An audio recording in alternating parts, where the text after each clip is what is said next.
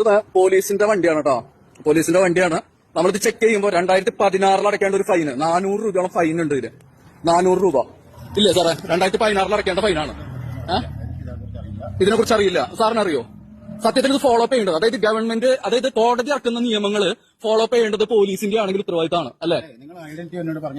എന്റെ ഐഡന്റിറ്റി പറയേണ്ട ആവശ്യമില്ല. ഇത് നിയമവുമായി ബന്ധപ്പെട്ട കാര്യത്തിന് എന്റെ ഐഡന്റിറ്റി എന്ന് പറയുന്നത് എന്റെ പേര് വിഷ്ണു എന്നാണ്. ഓക്കെ, നിങ്ങളുടെ ഐഡന്റിറ്റി നോക്കട്ടെ, ഒറ്റ മിനിറ്റ്, സാറിന്റെ പേര് നോക്കട്ടെ.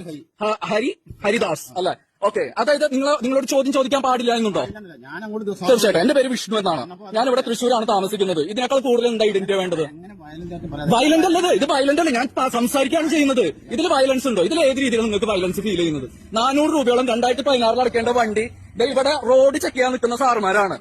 റോഡ് ചെക്ക് ചെയ്യാൻ നിൽക്കുന്ന സാറുമാര് ഇപ്പൊ നമ്മളോട് ചോദിക്കുന്നത് നമ്മളുടെ ഐഡന്റിറ്റി എന്താണെന്നുള്ളതാണ്. നമ്മൾ ഇവിടുത്തെ പൗരനാണ്, ഇവിടുത്തെ പൗരനാണ്, മനസ്സിലാവുന്നുണ്ടോ? ഞങ്ങൾക്ക് അത് ചോദ്യം ചെയ്യാനുള്ള റൈറ്റ് ഉണ്ട്, അത്രയ്ക്കേ ഉള്ളൂ.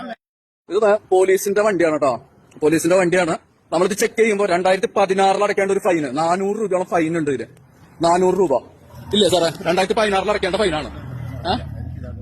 ഇതിനെ കുറിച്ച് അറിയില്ല. സാറിന് അറിയോ? സത്യത്തിൽ ഇത് ഫോളോ അപ്പ് ചെയ്യേണ്ടത്, അതായത് ഗവൺമെന്റ്, അതായത് കോടതി ഇറക്കുന്ന നിയമങ്ങൾ ഫോളോ അപ്പ് ചെയ്യേണ്ടത് പോലീസിന്റെ ആണെങ്കിൽ ഉത്തരവാദിത്തമാണ് അല്ലെ? എന്റെ ഐഡന്റിറ്റി പറയേണ്ട ആവശ്യമില്ല. ഇത് നിയമവുമായി ബന്ധപ്പെട്ട കാര്യത്തിന് എന്റെ ഐഡന്റിറ്റി എന്ന് പറയുന്നത് എന്റെ പേര് വിഷ്ണു എന്നാണ്. ഓക്കെ, നിങ്ങളുടെ ഐഡന്റിറ്റി നോക്കട്ടെ, ഒറ്റ മിനിറ്റ്, സാറിന്റെ പേര് നോക്കട്ടെ.